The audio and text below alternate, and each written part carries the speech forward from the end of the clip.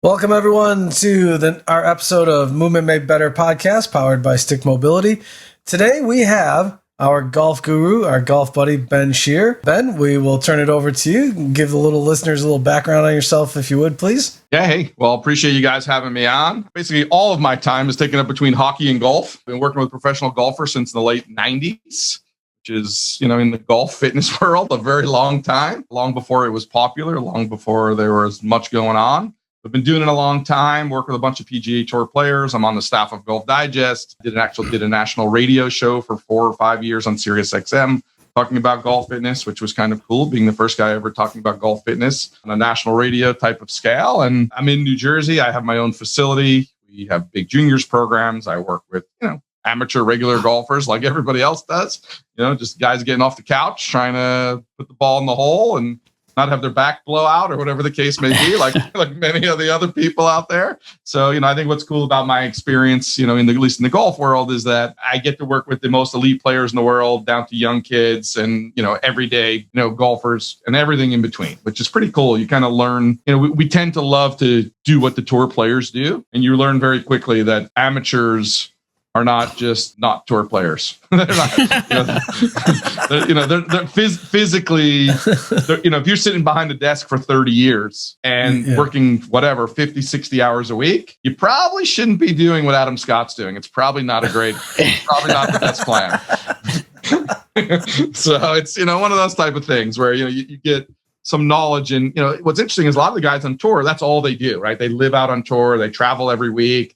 They're doing that and they get so caught in that world. And it's a great world if that's the only thing you want to do, or people who only work with amateurs.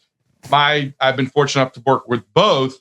And you really started learning what you can apply to the amateur, what you can't, and what you need to do with guys where, it's about the marginal gains and the smallest little details that you have to manage from a training perspective, a work, a load, a recovery, sleep, nutrition, like all of that stuff on the elite level, right? And it's all training golfers, but it might as well be two totally different things. If there is one commonality between training both, is there one thing that works across all levels? One thing that works across all levels. Just the most fundamental thing, basically. Yeah, being in better shape is better.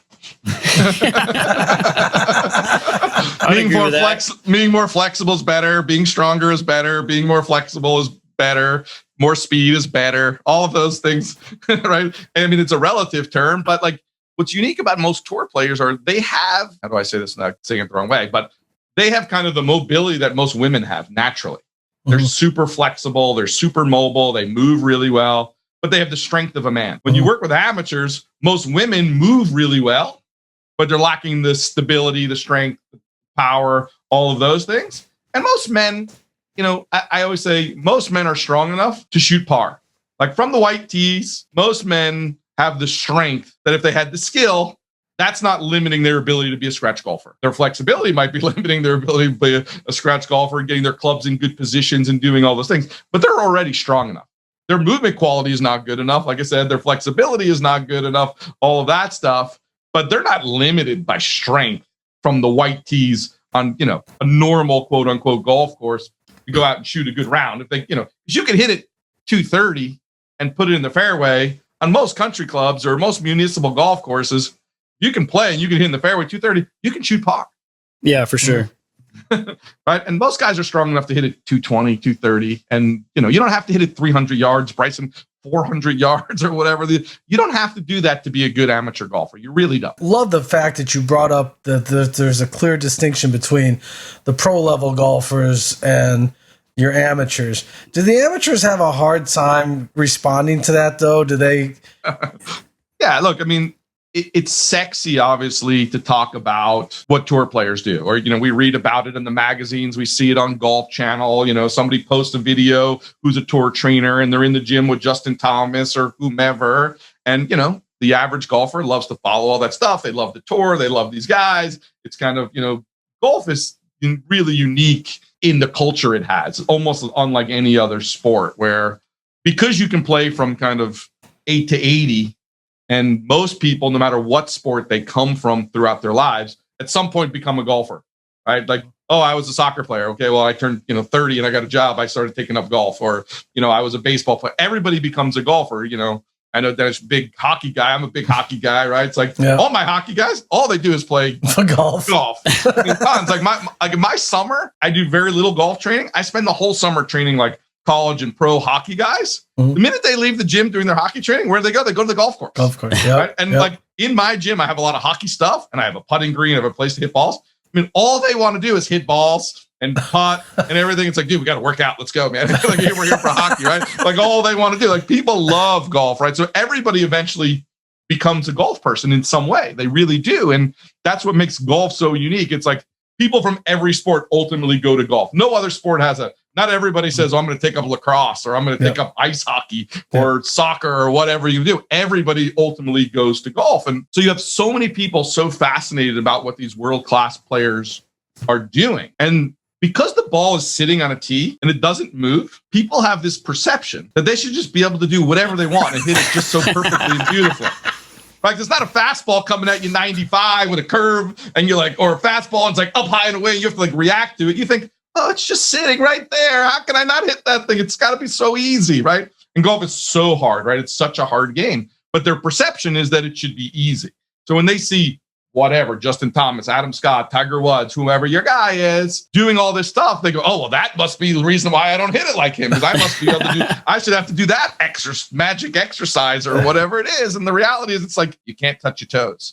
You can't extend your spine. You have no trunk rotation. Your hips are like steel bricks. Really? That's what you think is going to help you play golf? Come on. It's silly, right? And I get it. And I understand the fascination, but I think we need to start separating professional athletes. And this is pretty much true in all sports, but especially because golf, the average golfer is 54 years old. You know, you might say the average hockey player is 16 years old. Right. Yeah, exactly. The average golfer is 54 years old, right? Yeah, so maybe the 16-year-old can aspire to try to do what, whomever does in hockey, if whoever their fan is, McDavid or whomever. Okay, fine. Dream to be the dream, right? You'd probably physically okay. You're a young kid.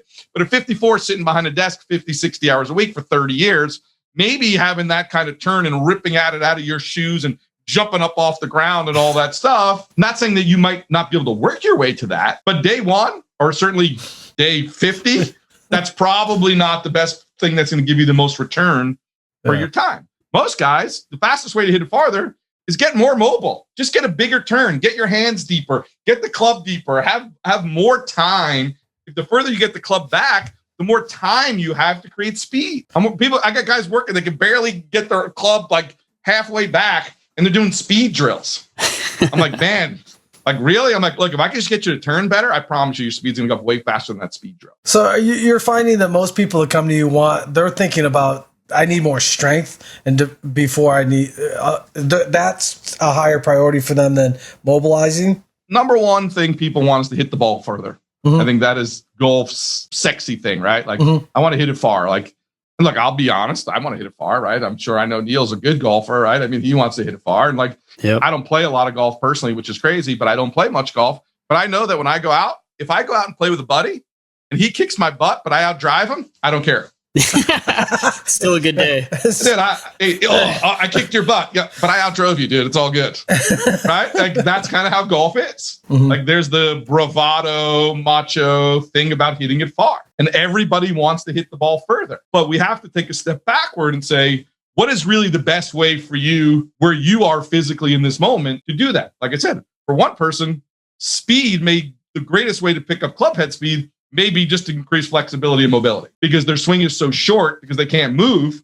They have no time to create speed. If you got a really short swing because you can't rotate your spine or do anything, it's pretty hard at 60 years old to have a lot of speed. But if I can get a big turn and get my shoulder and get my club deeper and my arms deeper, I have more time and opportunity. It's like I have a bigger runway to pick up speed. Like it's like if you think about your golf swing as a length issue, if we give like a car analogy, if we're going to have a race, and we're going to see whose car can get up to 100 miles an hour. It's a lot easier to get up to 100 miles an hour if you have a long road and a long runway to pick up speed.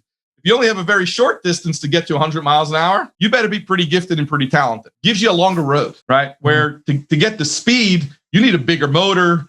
You know, for a lot of people, you need more elasticity in your muscles. Hard to gain a lot of elasticity at 60. I mean, you know, I know people don't want to hear that, but that's just the reality of the situation. And that's why so many people do end up with back problems and all kinds of stuff, because they are chasing this elasticity and speed and power on a short road. They're trying to get as fast as they can in the smallest window of time. We need to give them time and room and space to move. And once we have that good movement and a longer runway, then we kind of ramp up our speed and we have a chance to get there. There is no quick fix to, getting those short little swing really fast. I promise you, if you're 60 years old and you got a swing that your club is barely vertical at the top of your backswing and you got 30 degrees of shoulder turn, it's going to be pretty tough for you to swing at 105. It's going to be tough, man. I don't care how much speed sticks or Mach 3 or any program you're on. Forget it. It's not going to happen, right? Or you're going to hurt yourself doing it. Mm-hmm. So I'm not against those programs. I love that stuff for the right person at the right time. So where have you found the 3 or 4 biggest areas that people need to improve? The first thing they need to go to. Yeah, I would say, again, speaking about men golfers, because obviously women are different and juniors are going to be a little different as well. But for our men golfers, obviously hip mobility and thoracic spine mobility are going to be your 2 biggest areas to go. And then a lot of people you see, they have shoulder mobility, but oftentimes when you fix their thoracic, their shoulder tends to improve a lot, right? Because their shoulder doesn't externally rotate or whatever because they're so kyphotic. Their spine is locked forward. The scap's not sitting properly on the thorax. You're getting, all of the issues that go with that postural breakdown. That's not going to allow you to express proper shoulder motion.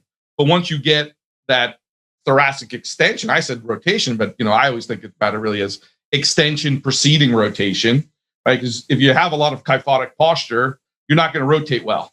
A lot of people who have that bad posture, they're working on a lot of rotary exercises. When in reality is they need to get extension of the spine first, then oftentimes rotation tends to just come back. But at a minimum, then you can at least go chase rotation. If you're going to just be in a super kyphotic posture, you're going to have a hard time gaining a lot of rotation, right? So you tend to get that extension back. All of a sudden, that scap now sits more flush to the thorax. Shoulder and scapular relationships work better. Scapular rhythm works better. Boom! Now you got shoulder external rotation, and you didn't even chase it. You chased something that fixed thoracic rotation and shoulder rotation in one. I don't want to say simple thing. It's not a simple thing. I mean, it's going to obviously take work. So I don't want to downplay the effort that it takes to improve thoracic extension. But I think that most people who sit behind a desk, they're on a computer all day. That today's society, as I'm sure you guys talk about with many people, is sitting rounded forward. All of that stuff is killing us all, right?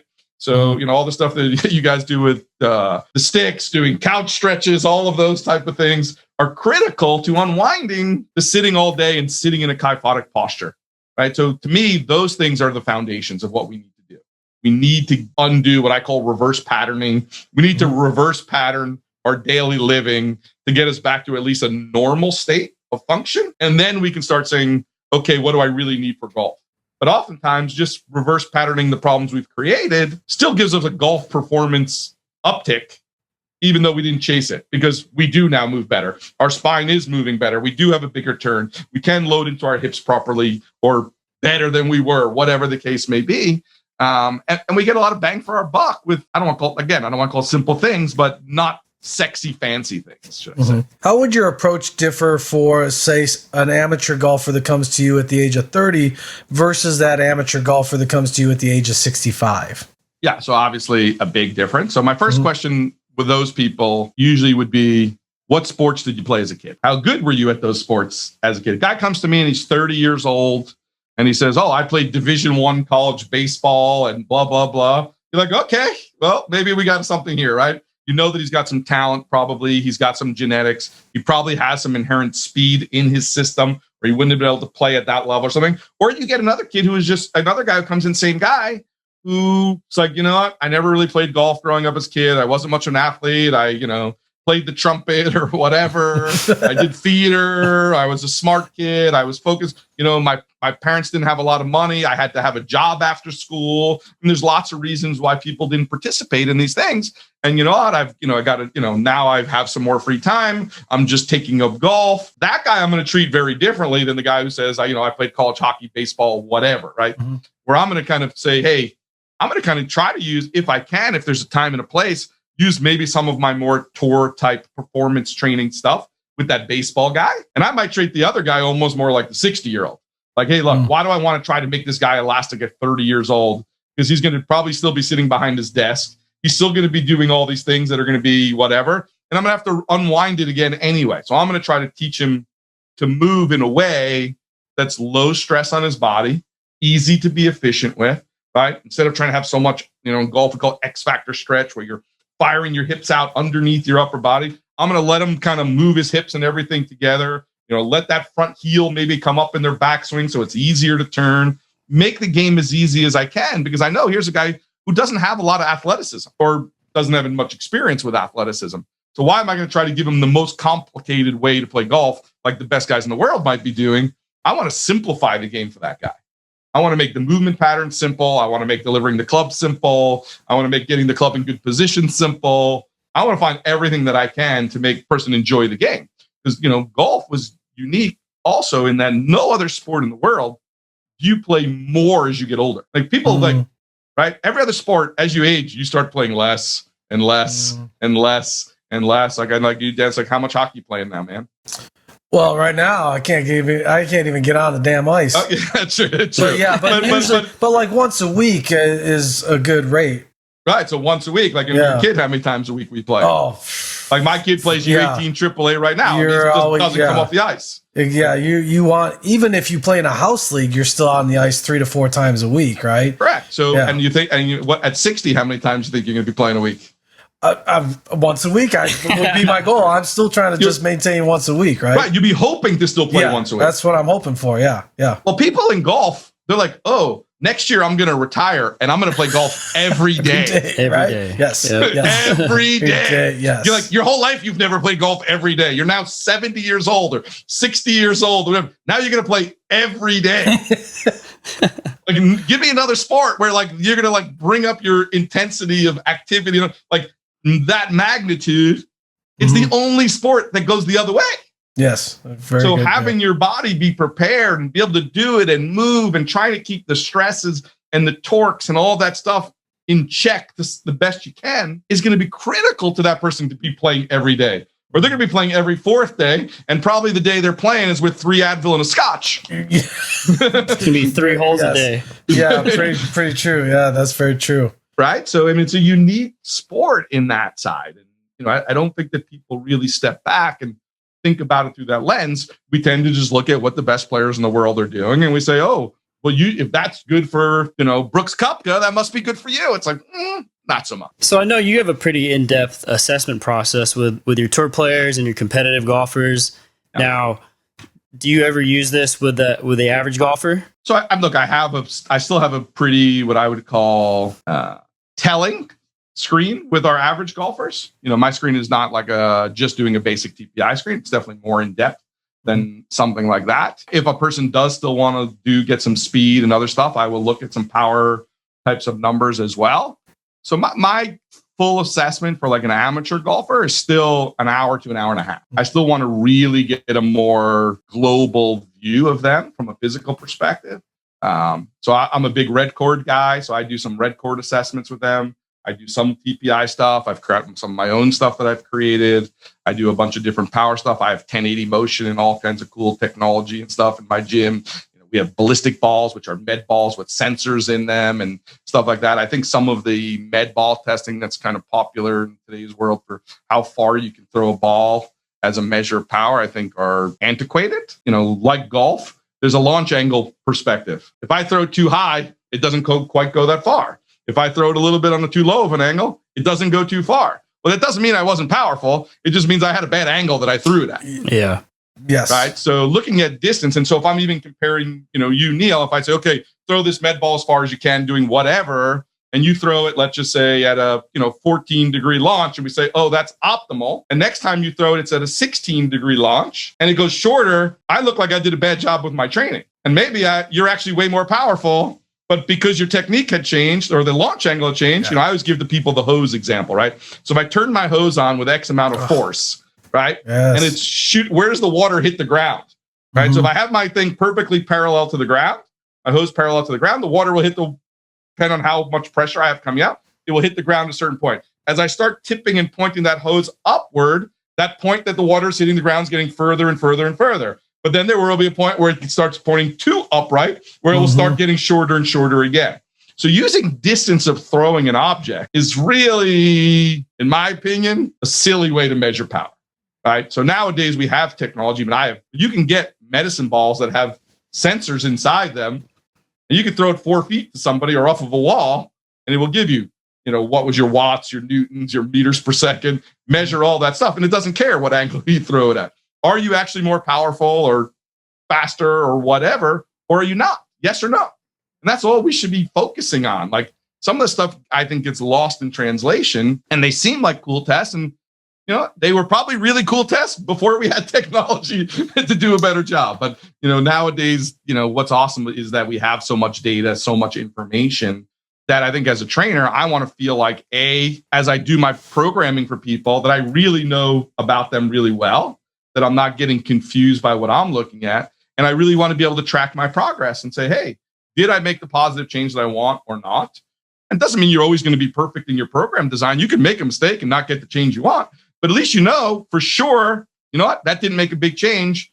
We need to mix up our programming. What we're doing isn't working. Let's try a different path or whatever the case may be, which is okay. None of us are perfect and have all the magic answers to the training question. But the better the information we start building our program from, the better our chances of getting a good outcome. What is the most common type of injury that you see in golf? Probably either back or hips then? Yeah, so as a right-handed golfer, most people, a lot of right side low back, right? So obviously golf has two major problems. Number one is it's so single-sided. It's a repetitive stress, right? Like if you play tennis or other sports, at least you have a forehand and you have a backhand. You're kind of rotating both ways. Golf, you only rotate one way. So obviously that's one of the issues that we have to deal with. And the other is a lot of people have excessive side bending. Side bend, flexion, side bend, and rotation are not a great combination of motions for the back, as you guys know as well as anybody, right? I mean, those are things that are high stress on the back. And certain people have swings that have tons of side bend in them. And obviously, you're not going to have no side bend in golf. It'd be pretty tough to be a good golfer with no side bend. But excessive side bend with repetitive stress is a big problem for those people. To me, number one exercise, so QL on that side, getting absolutely crushed. So, I mean, one of the things for me, while I got involved with you guys, I mean, even simplistically is if you just had stick mobility sticks just to do the bow and arrow to get length through QL on that side of your body, it would be worth your money just to do that, because that is one of the major problems for golfers. Like from an injury perspective, probably the number one issue you see with most amateur golfers. They can't get length through the side that they're shortening so much, right? Yep. That right side bending, crunching, down, rotating. And so I think if you can keep length through the tissues there, your odds of not getting that problem are really big. I actually have a social media post that I'm going to post that you guys are going to like with the sticks that I call now X Factor bow and arrow. Where I actually go into like an X Factor and then do it. Get a little bow. Oh, very nice. Very nice. Okay. And then for the reverse patterning one, I'm doing one now called X Factor reverse bow and arrow. So if I'm a right rotation, if I'm a left rotation, right side bend guy, I'm going to go right rotation, side bend the opposite way. Oh, gotcha. Yeah. So just looking at kind of how you take some of the concepts of stuff that you guys have been doing a long time and saying, okay, can I really create some coupled motion? So it's like rotation, side bend, pelvic rotation, like coupling the motions, but still now getting that tissue lengthened really in a specific pattern that's truly reverse patterning what I'm doing in golf. So when you talk about reverse patterning, are you trying to actually balance someone out, or are you trying to just kind of mitigate, possible injuries by just taking away some of that excessive side bending or excessive overuse on one side?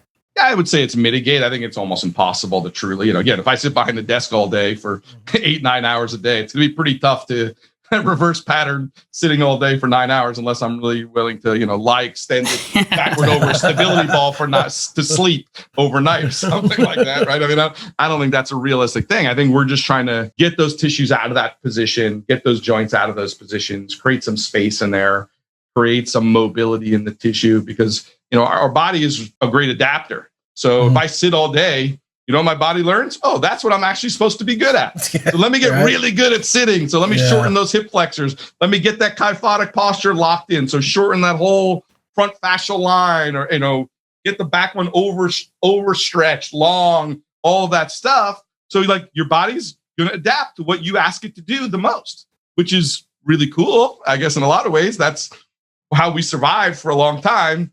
But we weren't designed to sit at a desk on a computer all day. So now all of a sudden the behaviors that we do the most are being ingrained into our system in a way that is probably not what we want to be doing. So I think what we're like, to your point, I think we're trying to mitigate that issue to some reasonable level. And it's like, look, let's just at least through a full range of motion, a bit, go the exact opposite of what we just did all day and just get that joint out of that, or those muscles or whatever, fascia, different slings, whatever, out of that shortened position and get some length back in those areas. Oh yeah, because if you're working with a high level athlete too, we're not trying to create balance. No, look, their imbalance is sometimes what makes them great. Right.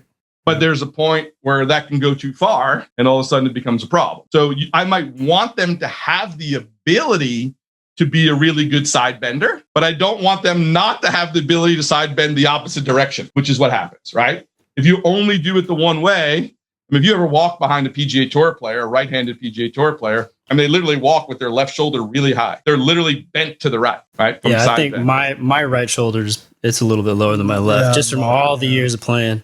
Correct, right? So now imagine if you did that to the level they did. And I know you played a lot of golf and you're a pretty high-level golfer yourself, but you're also like a super fitness guy, do rock climbing and do all kinds of other stuff that are probably, maybe not purposefully, but are certainly mitigating some of those issues in how you train and the things that you're doing, with the sticks, with your rock climbing. I'm sure other stuff that you're doing in the gym, you are mitigating it, maybe not purposefully, but you're getting that result through it. If you guys a lot of people, the only activity they do is they golf, and maybe they come to the gym with a trainer or on the gym on their own, whatever the case may be.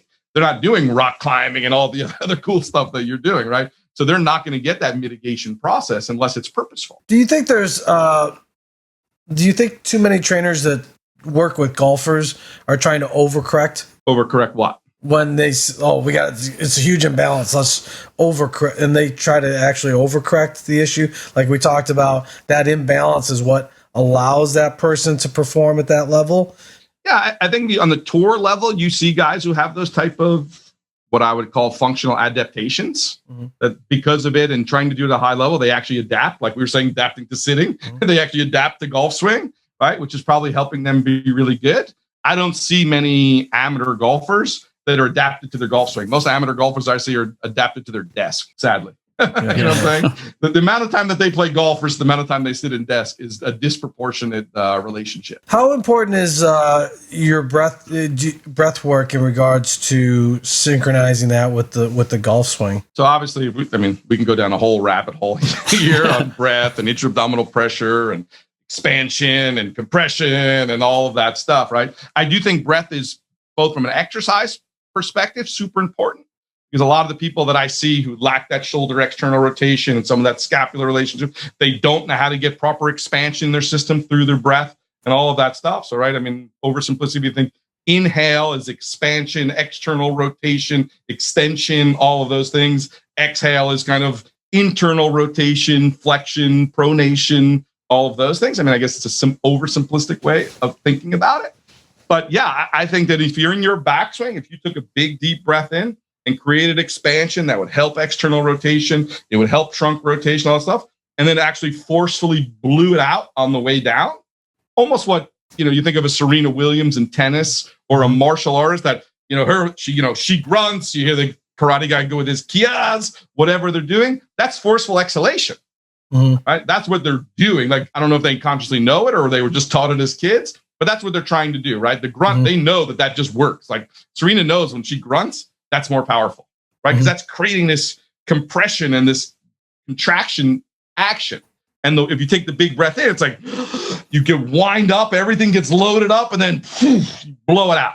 So I think that if you know how to use your breath properly from an inhalation, exhalation perspective, you can use it to help increase your range of motion in your swing, as well as increase your speed and power in your swing. But so it's like in on the back, forcefully out on the way down. I wonder when we're going to get a guy on tour to start grunting to hit it further. Yeah, look, I mean, I wouldn't be shocked if you see Bryson do it. Yeah, so, okay, with Bryson's training now, right, he's hitting it, he's getting up there to 400 yards. Have you seen a shift on tour at all with the way guys are training to try to keep up? Or look, I don't think that, I don't think people are trying to train the way Bryson trains. Bryson's a unique guy, and what he's doing works for him, right? So you got to respect what he's doing. I think that Bryson, just as a person, is a different guy. How he approaches golf. I mean, you're talking about a guy who used single length clubs his whole life. All the things that he's done. We all know, there's moisture on the ball and the humidity in the air. Like, he's Mr. Physics, and just his brain works differently than a lot of guys. Other guys, they're more field players but there's no doubt that we know statistically that distance is the number one correlation metric in golf to who wins the most money. Guys who hit it the farthest win the most money. So are guys looking to hit the ball further? Oh, yes, they are, right? I mean, and I don't think it's because of Bryson. I think it's because of money. Yeah. Right? Yeah. It's a simple thing. Hey, why? You look at the guys who are the top guys, Rory, DJ, Bryson, now all these guys, they kill it. Well, so if you're not hitting it near them, your odds of winning a lot of money are going down. So it's like any business. You say, where's the return on my time and in my efforts? And there's a big return on speed and power. So I think you are going to see that not going to change. I think we're going to keep going further down the rabbit hole. And I think as Bryson gets longer, then everybody else is forced to keep up with the Joneses, right? So it's like, if he's going to hit it for it, like we used to think when hitting it 300 was far, then 315 became far. Now kind of 330, 340 seems to be far. I mean, Bryson is hitting it 400 off of the thing, and it seems like he's not hitting it 400 in golf tournaments, whatever. I think he's averaging around 330, 335, something like that. And he's not even, I don't even think he's the longest. I think Cameron Champ. Cameron Champ is, hits it the longest, right? I mean, Matthew Wolf hits it a mile. Like, there are a bunch of guys who, and obviously DJ and Rory, when they want to rear back and let it go, still can hit it pretty far. But definitely golf is going into being a power game. But, that's where people start getting into equipment design and course design and all this stuff. And should the rules change and all that stuff? Like, nobody could be more against changing the rules for amateur golfers than me. Because like I said in the beginning of this, and I think this ties back to what I said right off the gate, it's like tour players and amateur golfers are not the same thing. Mm-hmm. Tour players, yes, maybe we are going to need to do something about equipment or whatever, or we're just going to have to change par, or just change what our expectations are. You don't have to change anything. Look, you should be rewarded for being stronger, faster, more powerful. I'm a fitness guy. Hey, you know what? I think those things are skill. And you can see those are clearly things that can be developed, and people work hard at it. I don't think you should be punished. And someone should say, oh, just because I worked harder in the gym, I know Matthew Fitzpatrick was complaining about Bryson recently. Yeah. Like, look, and I get it. He's hitting it 100 yards past you. But at the same time, it's like, by the way, dude, he changed his diet. He's in the gym for 3 hours. He's done a lot of work to do that. Well, why shouldn't he be rewarded for the work he did? He deserves it. You should say, good for you, man. I'm not willing to do it, but you know what? I get it. You've earned that. So I think I have no issue with that. Where people get crazy is like, do we have to change what par is? Should par be 68 for tour players and 72 for amateur, right? And then we just get our scores in check. It's just, they're just going to shoot lower scores. So either we're okay with guys winning at 25, 30 under, or we just lower par and all of a sudden the numbers seem the same. And, par for amateurs is different than par is for pros. But certainly my point originally about them being so different is that the typical amateur, we cannot make the equipment go shorter for them. Golf is so hard. People are terrible at golf. It's hard, dude. 10% of all people who play golf break 100 consistently. Only 10% of everyone who plays golf basically never breaks 100. Damn, is that really? Right? Damn. Never breaks 100. Wow. 10%. Wow. Golf is hard, man. Yeah, it is. It is. It's frustrating. And I'm not saying they don't ever break 100, but like never post a score in the 100 or worse. 10%. Do you know what the average index is? I don't know, but I mean, that's almost irrelevant because most of the people who play golf don't have an index. Yeah. They played a municipal golf course somewhere. They don't have a handicap. They don't have an index. They don't have anything. They just love the game. They want to go out. They want to have fun. They want to enjoy it. They want to do all that stuff. So like, if we start making it harder to hit it far, controlling how far the ball goes or the technology for the drivers or whatever it is, we're going to make this game impossible for the amateur. The amateur's not going to be shooting 150. So we're going to change the rules for the 150 best players in the world for the other 60 million people or whatever it is playing golf. That's insanity. Yeah. So you want to change par, you want to do all that stuff. There are people for bifurcating the rules and having restricted equipment for tour players. I'm not even for that. I think, like I said, if you work hard, you should be rewarded. If I'm willing to go to the gym 3 hours a day and practice 5 hours a day and eat a better diet and work on my sleep and my rest and my recovery and all the things that you and I do every day to help our athletes be their best, if you're willing to do a better job at that and work harder and be more committed, to me, good for you. You deserve the reward. Strength, speed, mobility, all of those things are skills that can be developed. And if you don't want to do the work, that's fine. But don't complain when somebody else busts their butt and then kicks your ass. Yeah. Sorry, man. I mean, that's sorry. It's like an NBA player complaining about LeBron James being too athletic or something. You know? Yeah, he should have to shoot on a higher rim or something. I mean, it's who he is, right? It's the time he's put in. And Bryson's done the work. Yeah, guy's done the work. So I'm not for that concept. I don't buy into that for a second. Again, like I said, are there ways to change things? Like I said, change what par is, or and you do that simply by basically no hole under 500 yards will ever be a par 5 again. No. There are no par 3s. Nothing's a par 4 that's 315 yards. How many courses do you go to? 315-yard par 4. These guys are hitting 3-wood off the tee to the green. Well, that shouldn't be a par 4. That's still 300 yards is still a par 3. Sorry. Yeah. I mean, there's no 465-yard, 485-yard par 5s. Well, when I hit a 350 off the tee, I'm hitting 135 in. How's that a par 5? Par 5 is going to be 550 yards or something. You know what I'm saying? That's how you manage it. Make it hard. And then, you know what? Then everybody's laying up. Everybody's got to make those shots. Yeah, it's still always going to be an advantage to hit it far. Give me how you make. So if I restrict the flight of a ball, so in Bryson's 350 now goes 310. Where does Zach Johnson's ball go now? Yeah, 210. 210. Yeah, right. Yeah, so how did that help anybody? Yeah, it doesn't change anything. Yeah. It doesn't change anything. Correct. You know what? Sorry, dude. The guy worked hard. People work hard. Some people are stronger. Some people are faster. Guess what? You better get a really good short game. Find somewhere else where you can make it up. And I know that's really hard in today's game, mathematically and statistic-wise. I mean, Mark Brody's a good friend of mine. He's actually coming in the gym tomorrow. I work with him a lot. He's the guy who does all the stats for the tour, every strokes gained stats and all that stuff. Look, I get it. There's less margin to improve because you know what? The reality is Bryson's not going to 7-putt, right? It's right? It's not like because he hits it 100 yard further, he's going to 7-putt it. He's still going to 2-putt most greens, right? And he's still going to some 1-putt, some, and 3-putt occasionally. He's barely never going to 4-putt. So there's just not that much margin in certain statistical areas to make up the ground the way there is in driving. But guess what? That's the game. We don't get to make the rules. We got to live by it. Well, because I know when I first talked to you about golf, that was my misconception is, it's all about, and you told me that the real difference is your short game. I mean, there's from the elite. From the elite, yeah. And the regular competitive golfer, it's a short game. But yeah, if you can hit it far and you have a good short game, you're on tour. You're on tour. Because all those guys have a good enough short game. The amateur golfer can't chip at all or putt. The amateur golfer gets it up near the green or around the green much easier than they get it in the hole. They get up and they're in the rough 5 feet off the side of the green. They can make 6 from there in a minute. Oh yeah, easy. Right? It's like they get there in 3 and you think, okay, it's a par 4. And you think, okay, I could play bogey golf, right? Which is I'm shooting 90 basically, right? I could play bogey golf. So it's a par 4. I'm saying, hey, look, I'm only getting near the green in 3, which is still not great, but I get there in 3. So to make 2 from there shouldn't be that hard. But literally the amateur golfer can make 5, 6 from there every time. They chip it terribly. They leave a 25-footer. They leave it 8 feet short, or they roll it 10 feet by. They're easy. Then they have a 4-footer for, bogey, and then they miss that. And now it's all, you got double, and you're just like, I was at the greens 5 shots ago. What just happened, right? So, but tour players don't do that, right? Yeah. So the far matters because at their level, everybody, yes, there are better chippers and better putters than other guys, but the margins aren't as different as a guy hitting it 60 yards past you. Yeah, it's a big problem. Yeah, you were kind of describing me playing golf there with all those putts on the green. All of us, man.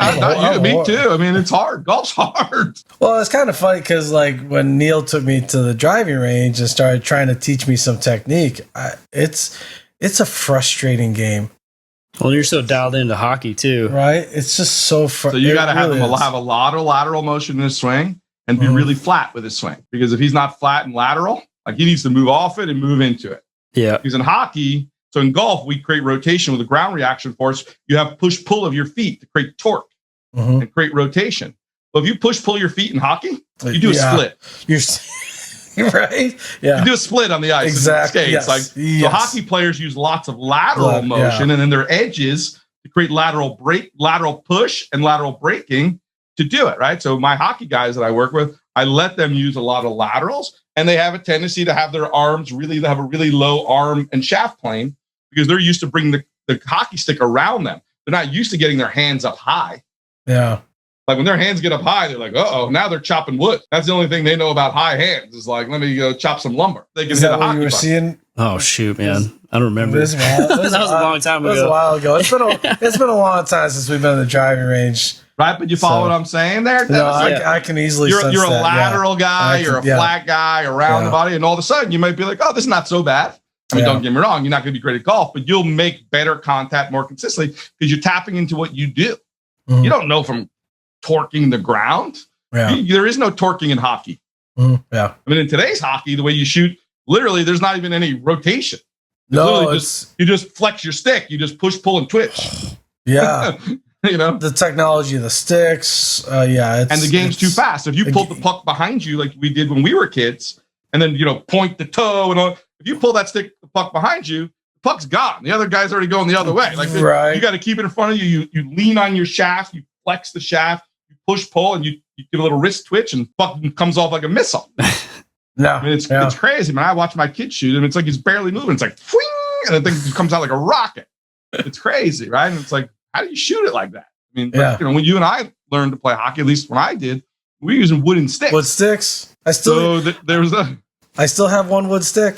Yeah, but it didn't flex or bend. It either cracked or didn't do anything. Yeah. If you leaned on it too hard, it snapped. And then you're buying a new stick, right? Today's stick are made to kind of flex and recoil and snap back. So it's a totally different thing. So you need to kind of use what you learned in hockey in your golf and feel more lateral, feel more flat, feel more kind of this moving this way, like you're moving into the ball instead of you're being so rotary. Yeah, because I know when Neil was trying to show me that stuff, it was, for me, I wasn't getting the sense of that. And it was hard for me because I just wasn't used to that when you were trying to describe to give me the access. And I was like, what's wrong with you, man? I gave up. Well, it's kind of funny because then with Tommy, Jones, you did some stuff for Tommy, and all of a sudden he's just, and to see that was like, and what Tommy, sports did he play? He played in the NFL. He was a cornerback for a couple of years. Yeah, like if you play cornerback, you can pretty much do anything. Yeah. Let's just say those guys are the best athletes in the world. Like, let's start with that. Right? I mean, but hockey is so unique on ice, right? So, but a lot of hockey players are great golfers. Yeah. And that's no doubt. And they can hit it a mile, but they're just using a different strategy. What you need to do is tap into your hockey strategy, and you might find quickly, Dennis, that all of a sudden you can hit it okay. Oh, interesting. All right, go check it out. I'll have to check that out. There's your golf advice for the day. Not exercise advice, but some golf. Ground reaction force. So a tour schedule, typical tour schedule is basically year round, right? How do you go about programming that, since there really is no off season? Yeah, so it's become very challenging. I've been doing this so long that we used to have an off season that, basically if you were working with good players after tour champs, you basically would have off kind of say beginning of September until January. And the first week of the tour was in Sony, Tournament of Champions, which, back then was Mercedes, has changed 100 times, whatever, Kapalua. And so you had about a 10, 12 week. And so, we back then would do a much more traditional kind of periodized model. Maybe you'd have 3 4-week phases or 2 6-week phases or whatever you were doing during that because you had a real time. Nowadays, you really don't have that the same way. The top players are still probably playing about 20 to 24 events. So you do have about 26 weeks off. And you really have to lay out your entire year before the year starts and say, where are my windows of opportunity? Where do I have a 3-week break? Is there anywhere where I have a 4-week break? Is there anywhere where do I have 2-week breaks? If you have players who have lower status on the tour, they don't even know what they're going to get into or not. I mean, you're constantly just trying to mix and match and make a plan. Okay, well, I'm going to have off next week because I didn't get in. Okay, oh, you know what? I didn't think I was going to get in, but, I'm the first alternate and this guy's out and now I'm in. Like, it is really, really, really hard. And I think one of the interesting things is, like I would say as a hockey strength coach, I'm an off-season hockey strength coach, meaning I get to work out with guys in the off-season. There's no regard for performance, how they play or anything. They're all in on their training. That's the time of year where that's their focus. And at the same time in golf, I'm basically always an in-season guy because they're really, to your point, Neil, there really is no off-season. And what you learn is how different those jobs are. And one of the fascinating things, I think you can look across and all sports, if you know guys who were in the private sector, who were great strength coaches in, whether it be hockey, baseball, golf, whatever, guys who are really good strength coaches, and then they get a job in pro sports. Like, say you were an NHL, working with hockey guys in the offseason, and then they get a job in the NHL. And all of a sudden they're terrible. And people are like, well, what's the matter with this guy?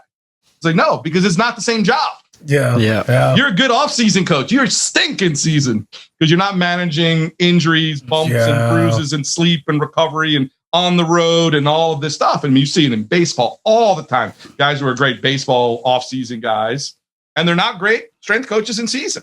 It's a different job. It's not that, we think about it the same. When you step back, it's like, man, like, especially like in a sport like hockey, baseball, those sports, these guys are playing 4 or 5 times a week. Man, I mean, working out's not that important. I hate to tell you. No. Right? Like, you're just doing trying to manage injuries. You're trying to maintain some strength and speed, and you're trying to get them recovered so they can go out and perform the next night.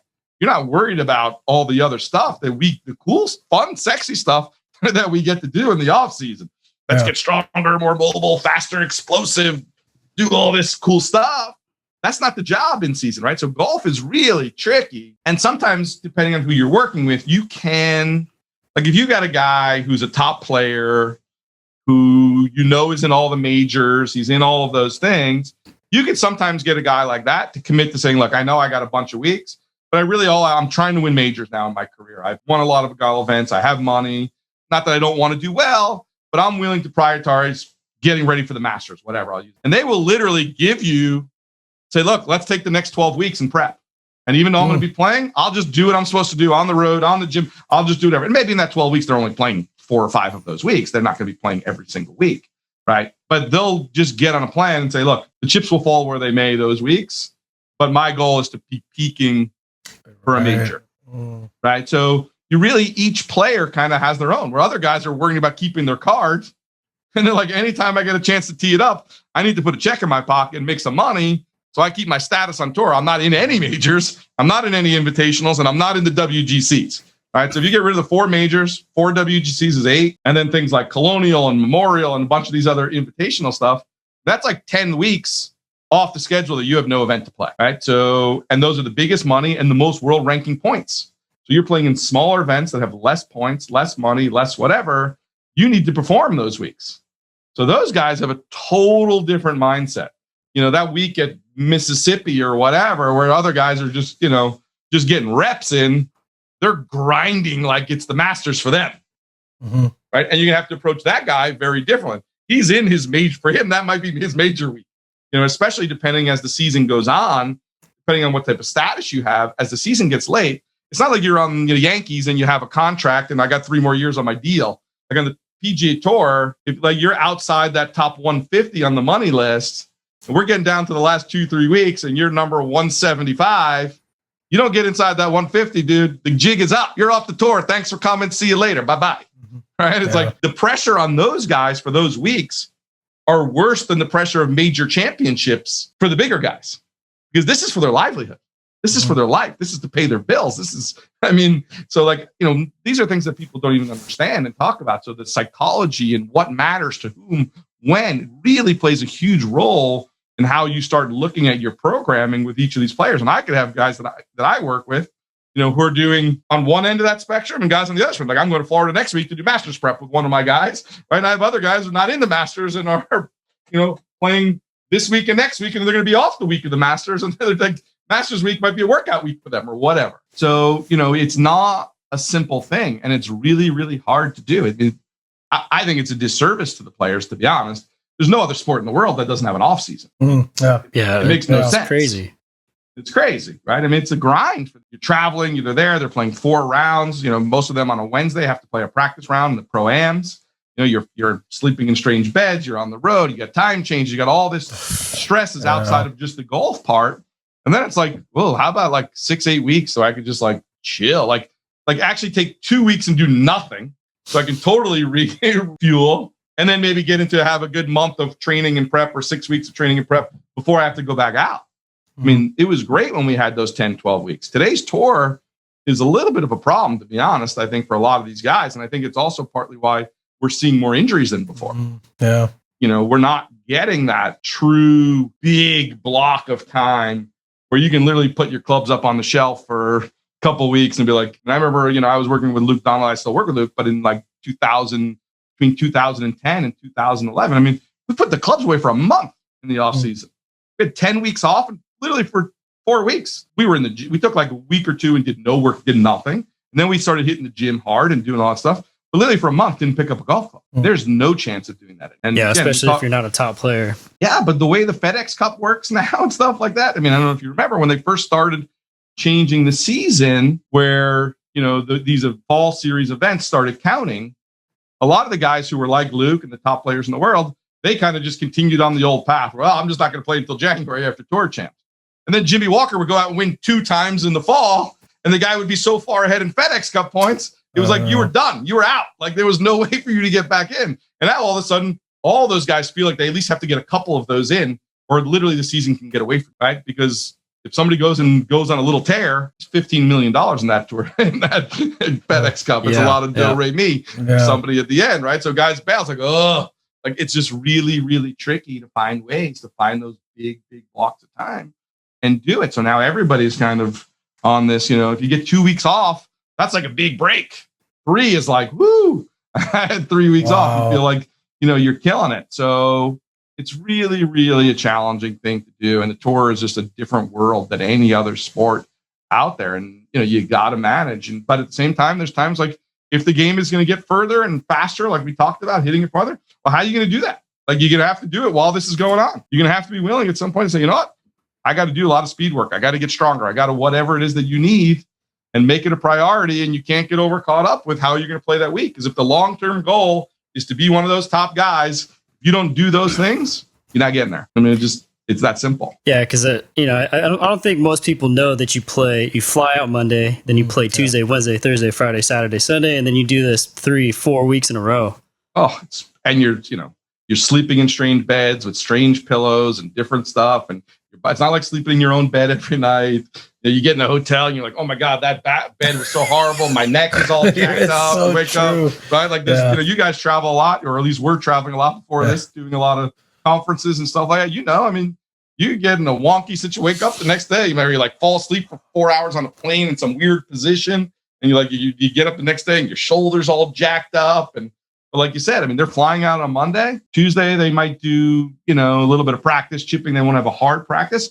Some guys will. If they didn't play well the week before, they're practicing hard, right? Then you got Wednesday as a Pro-Am. So you're playing a full 18 holes, which is usually a 8 million hour round because you're playing with some amateur who shoots 127, but he's got a lot of cash to pay for the Pro-Am or whatever. But, those are 5-6 hour rounds with those guys, and then you might be up, people don't realize these guys are teeing it up at 7:30 in the morning. Yeah. If you have early tee times. I mean, we're up and at the course doing warm-ups at 5 a.m. Like, people don't realize, the grind. And so if you have a early tee time, so let's say you play late on Thursday and early on Friday, you might not finish your round Thursday night until 7:30, 8 o'clock at night. Then you're like, oh, I got to go home. I got to shower. I got to have dinner. I got to wind down. I got to get to bed. And I got a 4:30 wake-up call. And I got to go out and perform at a world-class level. Mm-hmm. It's a lot harder than people give it credit for. And that's why having your body functioning at a high level, having all of this stuff, your body moving well, because you're probably only certain days of the year are you probably really at your best. A lot of those days, like, you need to be so good that 80-90% on that morning that you just got up at 4:30 after 4 or 5 hours of sleep, that's still good enough to be world class. Mm-hmm. That's the hard part. When I get calls from people, oh, I want to make the tour. I'm a good golfer. It's like, oh God. Really? You should know already. You're like, look, dude, it's like, I won my club championship 7 times. It's like, Yeah, you've also played that same course 400,000 times. You know every putt. You know where to leave every ball. You know where to do everything. You're not getting up at 4 a.m. There's nobody watching you. You're not playing from the tips. Like the course isn't running at a 13 on the stip meter. Like, let's go down the checklist of things. So here where I live in New Jersey, we have it's called the Met Open. It's like the whole tri-state area. It's like an open gym. I tell people, go win the Met Open and then call me. And it's like saying I'm going to win the California Open or whatever, amateur. Yeah, that's a big deal. You got to be unbelievable. Yeah. So that's the kind of thing that I tell people who come down. You're in California, go win the California Am. Then maybe we'll have a conversation. And by the way, that doesn't even mean you're that good. Can you get into the Mid Am? Can you get into the US Am? Right? But at a minimum, win something like that. That means you beat a lot of legitimate golfers, legitimate amateur golfers. Like, people don't appreciate how awesome these guys are. They're just awesome. Yeah, it's ridiculous, man. I practiced with Mark Hensby one time, and this is in Arizona when I was playing college. And he told me that the most underrated player on tour was Tiger Woods because people did not realize how good he was when he was at his peak. Oh, when he was at his, but that's why he also, would show up with his C game and win. Yeah. He would hit it into the woods. He would hit it sideways, and you look up and he made birdie on that hole. You're like, what? How do you hit it there and make birdie? Or or it's behind a tree and you're like, okay, here comes double bogey, and he would make par. Mm-hmm. His ability to scramble and save. And I remember I was working with Robert Carlson. I forget what year it was, maybe 2002 when the US Open was at Bethpage Black, and he was paired up with Tiger. And Robert came off the course, and I was there with him. I was like, man, how was it out there today? He's like, oh my God. He goes, I thought I played so great. He goes, and I shot par. He goes, and Tiger hit it all over the planet. And he goes, and he shot 68. And I said, well, what makes him so great? He said, you know what makes him so great? He just knows how to put the ball in the hole better than everybody else. Mm-hmm. I think that's the bottom line. He knows how to put the ball in the hole better than everybody else. Yeah. Right. It's like, he doesn't have to hit it good, great. He just finds a way to put the ball in the hole. He's like, he goes, if someone didn't tell me we were keeping score, he goes, I would have thought I beat him by 6 shots. That's how much better I played than, but he's 4 shots ahead of me. That's crazy. That's how good Tiger was. When someone sees you using the stick and kind of wonders what you're using the stick for when you're doing golf drills or golf warm-ups, what would if I'm a casual golfer, I show up at a golf course, I see you warming up with the sticks or whatever, and I say, what the hell are you using those things for? Like, what would your way of telling me what the advantage of using them would be? Yeah, I'd say, look, there's some of the stuff that you can do here with a golf club or whatever, any other piece of equipment that you want. And look, and 100% honestly, why I reached out to you guys myself in the first place, and it wasn't like we all had an idea to start a business together and do a golf program. I was like, hey man, look, I honestly love these things. These are awesome for golfers, and I think there's a market for this, and I think this could really help golfers. And that's really, truthfully how the whole thing came about, right? Mm-hmm. Because the idea that, I was always a stability guy, meaning so Bryson trains with a guy named Greg Roscoff. It's a thing called MAT, muscle activation. I'm an MAT guy. I did Greg Roscoff's internship. I went through the whole year-long program. I've done all that stuff with him also. So I'm a big stability guy. I like red cord and activating muscles to increase mobility. I was always a guy that got frustrated when I would stretch people, and they got nice and flexible that moment, and then the next day they would come back, flexibility would be gone, and just doing that over and over and over again. I got to a point at one point in my career where I just stopped stretching people, and I didn't have another option, but I just knew that I was wasting 10 minutes of everybody's session for something that wasn't working or sticking, should I say, lasting. Mm-hmm. Then I got involved with MAT and red cord and started having some stability driven models where when we got activation and stability for certain people, for certain things, wow, that made a massive change. All of a sudden, their range of motion did dramatically improve because their problem wasn't truly a mobility problem. It was a stability problem. And when the body sensed that it had control over those motions, it allowed them to move through those planes.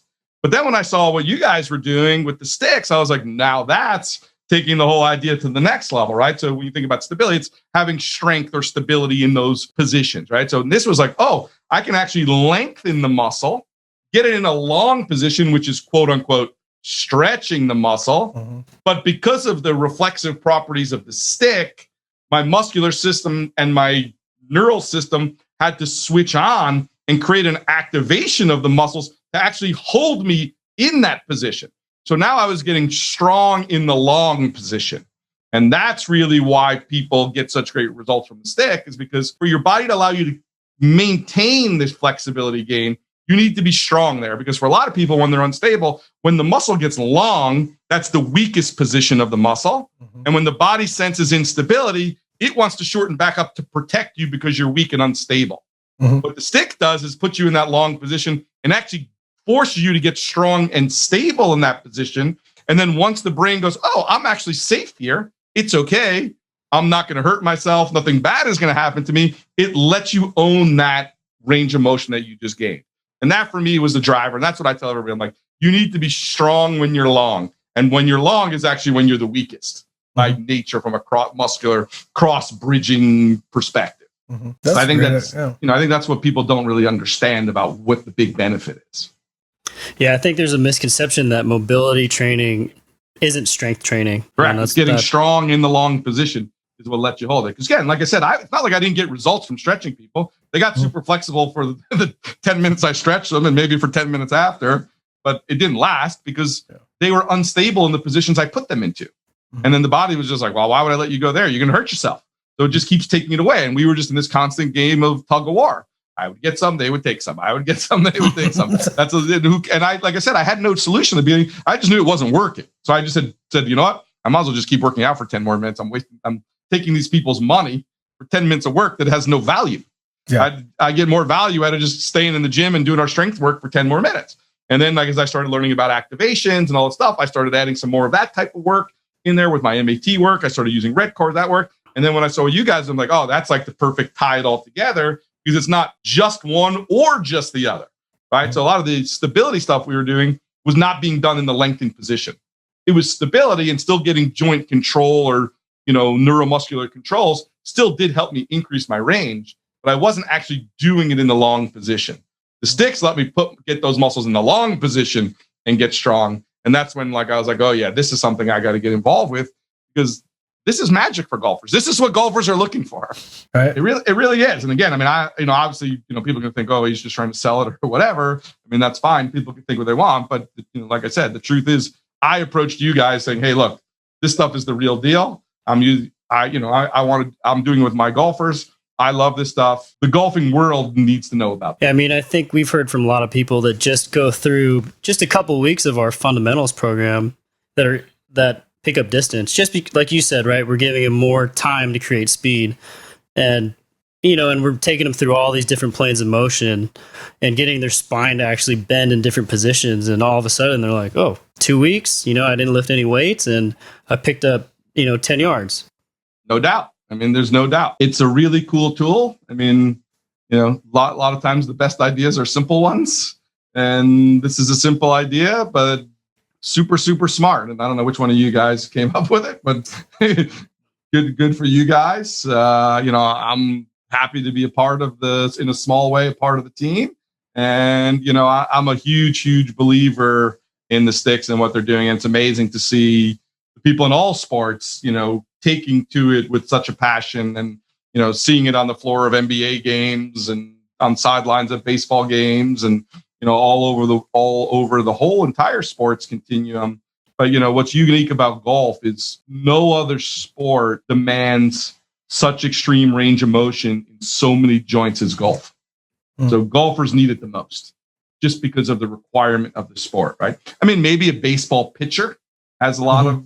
But beyond them, I don't think I can think of any other athlete that demands so much range of motion in so many joints as a golfer. Yeah, very true. So going back to these tour guys chasing speed now, do you think that we're going to see shorter careers on tour because they're trying to get the most out of their body and be as powerful as they can? Yeah, I think that we may see that initially. I think if you look at speed and power, like from our strength and conditioning world, I think what we're going to have to learn to do is control volume, right? So maybe, guys, if you want to be that guy, maybe the amount of hours you practice is going to have to come down a bit, or the amount of reps you're doing is going to have to come down a bit. I think that's the way you can combat the higher intensity, right? Like if we look in our world, you got volume, frequency, intensity, like all of those variables that we look at when looking at a program.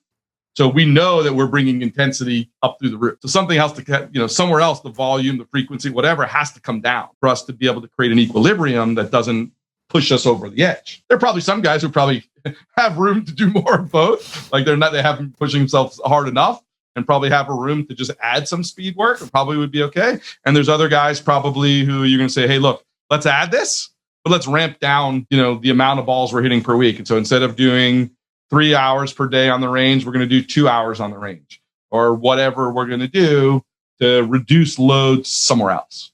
I think that's really going to be the key. I don't know how many people are doing that right now. I know I'm talking about that with my guys. How do we offset the intensity increase? But I feel like, there's a lot of smart guys in our world out there that will figure that part out. So you might see a couple of guys fall victim to that early, because let's call this the beginning of this changing of the game. We're in that early stages of this, just need for speed. So could there be a couple people who fall victim to it? Sure, there could be. But like anything, there's a lot of smart people in the game of golf, a lot of smart trainers and therapists and coaches and people involved in the world. We will figure out the right thing. And look, it's not a simple thing. The formula for each person and what their tolerances are is going to be different. But I don't need to be genius to say, if I'm going to bring this up, I need to bring something down. Right. So hopefully that's at least the first step in the right direction. And then finding that sweet spot will be the battle for all of us. That Goldilocks complex. We're always trying to find that perfect blend of everything, right? Yep. Yeah. We've talked numerous times. Dosage. What's the prescription? Right? What's the prescription? What's the dosage? Because one dosage for one person cannot be the same for the other. Yeah. Look, everybody, we have this big talk of minimal effective dose. Mm-hmm. Like, man, that's a pretty tough concept. And like, how do you measure that? What does that mean? That's my always question. Like, what does that mean? And what does effective mean? Right. Because that's my question, everybody. Right? Because it's all relative. Is it effective, or is it optimal, or is it effective? Like, did it help? Okay, but would something else help more? More, yeah. Then does that mean that was minimally effective, or was that? So we need to change it to, or is that quote minimally effective? Yeah. It's not minimal effective dose. It's minimally effective dose. Yes. Right. So, and I'm not saying that there isn't maybe something out there that exists like that. I'm just saying, wow, man, that's like the holy grail. And, that's pearl diving. And if you think you're going to come up with a pearl, good for you. But I mean, I think that's a really, really hard concept to dial in and feel like X marks the spot. I can hit that on the nose and I know the answer, because it's too many variables. Yeah, I think I'm pretty good at what I do. I don't believe for 1 second I can do that. I mean, I'd like to think I could, but I can't. Very true. Too tough. I mean, too tough, right? And so again, and in the world of professional sports, it is about optimizing. It's not about a minimal effective dose. Mm-hmm. It's about minimal optimal dose. Yep. That's a different thing. That's a vastly different thing. Because in pro sports, everything we're doing is thin slicing. It's about marginal gains. Anywhere you can steal a marginal gain. Mm-hmm. I eat a little bit better. I sleep a little bit better. I'm a little better meditator. Wedges, irons, this, stronger, faster, more flexible, mentally tougher, whatever the element is that you're going after. And the minute you start thinking, I'm going to get a minimal effective dose, and you think that's going to give you also the marginal gains you need, that's a tricky place to be. I mean, look, if you're the best guy in the world and it's working for you, then just stay the same. Don't do minimal, less or more. It works. Maybe you don't have to chase for marginal gains because you're the best. Yeah. But it doesn't mean you should also now minimize down off of what you've done and say, can I do less to be that good? I say, if it's not broken, don't fix it. Don't fix it. Yeah. Right. So I don't know. I mean, all of this stuff is what's really cool about our industry, and we get to debate and talk about and throw ideas around, and they're all sound really cool in the beginning, but the execution of them with precision is a totally different thing. That is true. Well, Ben, thank you very much for coming on, brother. That was a fantastic show. Tons of great information. So we definitely appreciate you coming on, man. No, my pleasure as always. And we'll have you on again. And next time we have you on, we'll get a little more into the ice form of it too. Let's get into that ice hockey. We got to get back into that a little bit more. I'm all about it. We need to create a little ice hockey stick mobility program. Yeah. I think I do with my hockey guys, because their hips are so bad. Yeah. Oh my God. They don't complain about anything. Like, hockey guys have a total different mindset, right? They're just animals. They'll do anything. I get them into some hip stuff with the sticks, and they're just like, oh! Like the minute I'm like, oh, go grab your sticks, they're just like, oh, not the sticks, man. But like you could tell them to go run through a brick wall, but they're leading with their head with no helmet. They're like, yeah, let's go. You're like, let's stretch. They're like, oh. That is so awesome. So who's your master's pick here? Who's my master's pick? I'm going to say DJ. I'm going to say DJ. Well. You know, look, I think people forget how great he was playing going into the U.S. Open. The guy had won basically everything that he, or second every week, pretty much. He didn't have his best week there. I mean, obviously it's been a while. I don't know, man. Like, I feel like he's got so many tools, but who do you got? I mean, I want to see Tiger win. Yeah. But I don't see it happening right now. I mean, he came in 75th out of 77 guys or something like that. Yeah, it doesn't seem like, I don't know if he's, healthy enough or he's not playing much or. Seems like he's lost a lot of speed. Father time. Look, he's Tiger Woods. You can never count him out, dude. People have counted him out before and the guy shows up somehow and gets the job done. I mean, right. like Robert Carlson said, he knows how to get the ball in the hole better than anybody else. There you go. So, did you want to share any of your social media handles or how people can? Yeah, sure. You can find me kind of at a bunch of places. I have a Ben Shear Golf social media handle, and then I also have just Ben.Shear myself. Some of the content's the same, some is different. On my Ben Shear one, I tend to mix and match. I show golf stuff and hockey stuff. On my Ben Shear Golf one, obviously, is all golf stuff, so it's a little bit of that. Our website, bensheargolf.com. I have as well. And I have my facility is called Athletic Edge. So athleticedge.net. I'm on Twitter, Facebook. You kind of find me wherever. I do less on Twitter, to be honest, but I do still have one. And I occasionally hop on there and throw some stuff up there or whatever. But nice. Instagram and Facebook, probably the best place to find me. Fantastic. Well, thank you everyone for listening. And until next episode, be good to each other.